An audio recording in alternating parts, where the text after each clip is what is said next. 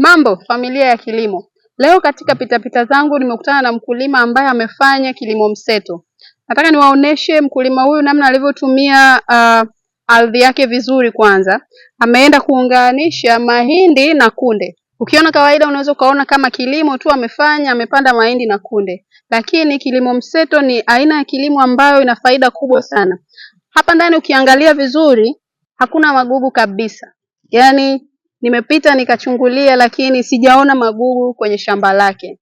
Kwa hiyo ni faida ya kwanza ya kufanya kilimo mseto. Hii kunde inaenda kutumika kama zao ambalo litazuia mimea mingine kuota. Kwa hapa ndani ukiangalia hata pambana na magugu.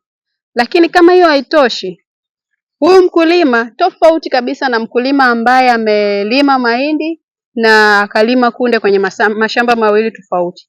Kwanza atatumia ardhi kubwa, lakini huyu atakuwa na uhakika wa mazao mawili. Atavuna mahindi na atavuna kunde.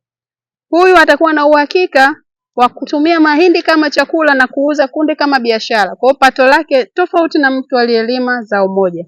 Lakini kama hiyo haitoshi, mimea jamii ya mikunde ikiwemo maharage, njegere na mimea mingine ina tabia ya kutunza rutuba ya udongo. Kwa hili shamba kiwango cha mbolea atakachotumia mkulima huyu ni tofauti na mkulima ambaye amelima mahindi peke yake.